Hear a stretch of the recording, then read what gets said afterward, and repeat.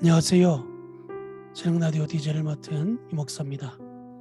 바쁜 일상을 보내시는 성도님들을 위해 오늘부터 새로 읽어드리는 도서 믿음의 본질, 우리는 무엇을 믿는가?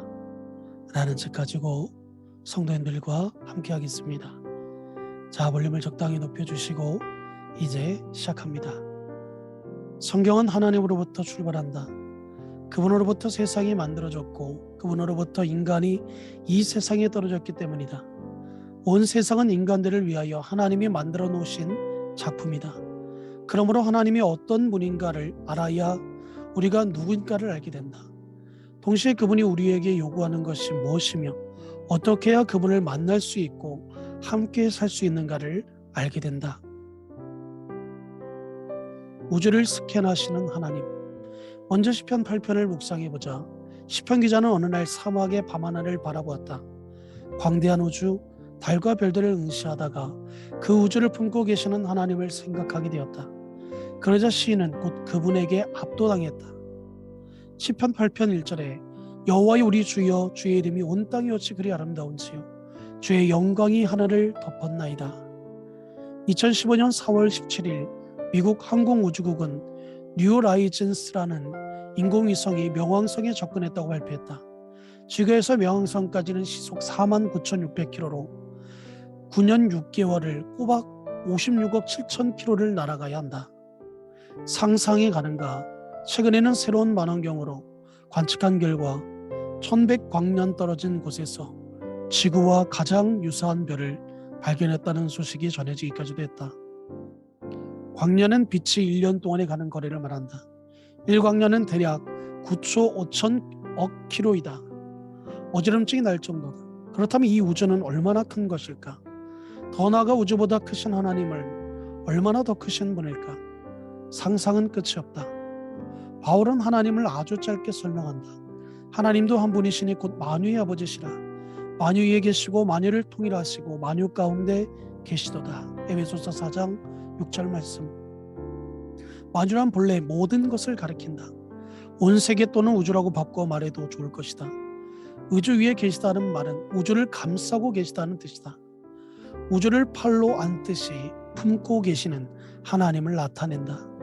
우주를 통일하신다는 것은 우주를 관통해 계신다는 의미로 마치 우리 몸을 스캔하듯 우주를 스캔하시는 하나님을 떠올리게 한다. 그리고 우주 가운데 계심은 우주 안에 충만하게 계시다라는 의미다. 이처럼 우리가 믿는 하나님은 우주보다 크신 초월적인 존재일 뿐 아니라 우주 안에 충만하게 거하시는 존재다. 즉 하나님은 계시지 않는 곳이 없는 분이다. 이 말은 우리 개인에게도 해당된다. 하나님은 우리를 감싸고 계시고 우리 몸을 스캔하듯 살피시고 우리 안에도 계시는 분이시다. 나는 그리스도, 크신 하나님이 어떻게 우리처럼 작은 몸 안에도 계실 수 있는가를 두고 고민한 적이 있다. 그러다가 얻은 결론은 너무 크시기에 우리 안에 계실 수 있다는 것이다. 시편 기자는 이렇게 고백한다. 내가 주님의 영을 피해야 어디로 가며 주님의 얼굴을 피해서 어디로 도망치겠습니까? 내가 하늘로 올라가더라도 주님께서는 거기에 계시고 솔에다 자리를 펴더라도 주님은 거기에 계십니다. 내가 저 동력 넘어 날아가거나 바다끝 서쪽으로 가서 거기에 머물지라도 거기에서도 주님의 손이 나를 인도하여 주시고 주님의 오른손이 나를 힘있게 붙들어 주십니다. 시편 139편 7절에서 10절 말씀이다. 우주보다 크고 온 세상을 품은 위대하신 하나님은 과연 어떤 분인가? 잃어버린 신부를 찾으시는 하나님. 요한복음 3장 16절은 하나님이 세상을 이처럼 사랑하사라는 갑작스러운 말로 시작된다. 원문의 순서는 사랑하셨다. 하나님이 세상을 이라고 되어 있다. 그분의 사랑을 지극히 강조한 문장이다. 여기에서 사용된 헬라어 에가페스는 아가페의 부정 과거형이다. 헬라어에서 부정 과거형은 현재 완료와 비슷한 뜻하지만 다르다. 현재 완료가 시작 시점이 분명하고 그 상태가 지금까지 계속되는 것을 뜻한다. 즉 부정 과거형은 언젠가 시작했다는 동작을 강조하는 동사로 성경에서 많이 사용된다. 그러므로 하나님이 세상을 사랑하셨다에 부정과거형인 에가페세는 하나님이 언제부터인가 사람들을 사랑하기 시작하셔서 지금까지 변함없이 사랑하신다는 뜻이다. 아니, 영원까지 말이다. 그렇다면 언제부터 우리 인간을 사랑하신 것일까? 사랑은 관계에서 비롯된다. 그러므로 사랑은 대상을 필요로 한다. 하나님의 사랑의 대상은 세상이다. 그래서 그분이 세상을 사랑하신다고 한다. 여기서 말하는 세상은 단순히 지구나 우주를 뜻하기보다 그 안에 사는 사람들을 가리킨다. 왜 사람들을 사랑하시는 것일까? 또 하나님은 모든 사람을 무조건 다 사랑하시는 것일까? 이처럼 사랑하사라는 말의 의미는 요한복음 3장 16절의 내용으로 살펴보면 독생자를 주시기까지 사랑하셨다는 뜻이다. 그러나 이처럼 사랑하사에서 이처럼이라는 구약과 신약의 역사를 포함하는 긴 세월의 인간 역사를 함축하고 있다. 그 역사는 처음부터 끝까지 하나님을 배반하는 역사다. 지금도 인간들은 하나님을 배반하며 살고 있다.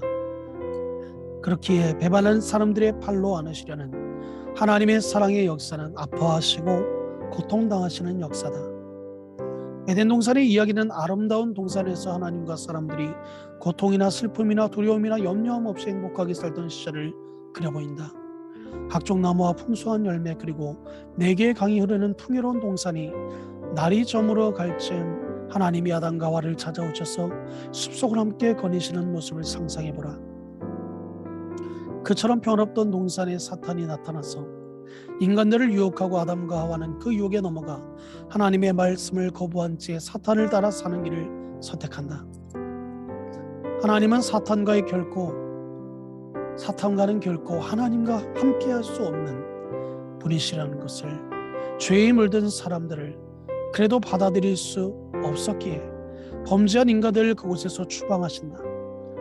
이처럼 에덴 동산의 이야기는 하나님의 사랑과 사랑하는 이들을 쫓아내시는 아버지의 아픔이 동시에 그려지는 이야기다. 사람들은 그 동산 안에 선악과를 둔 하나님께 그 책임을 돌리고 싶어한다.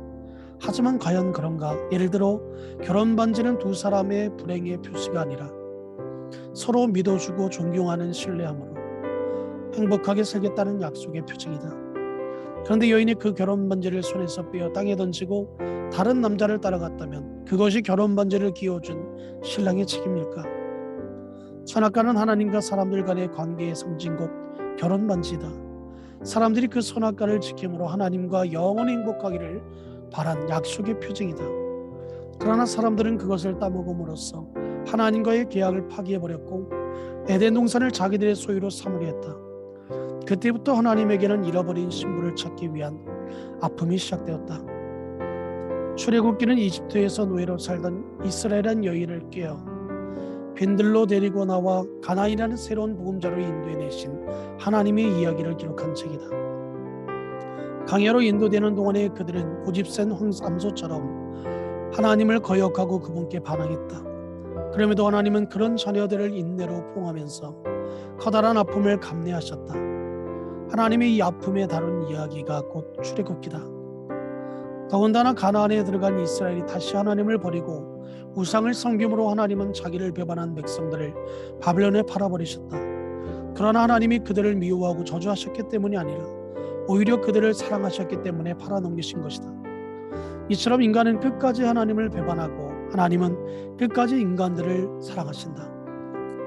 구약의 역사는 하나님을 떠난 인간들을 깨우쳐 다시 돌아오도록 이끄시는 하나님의 아픔의 역사다. 이를 위하여 그분은 수많은 예언자들을 보내어 말씀하셨다.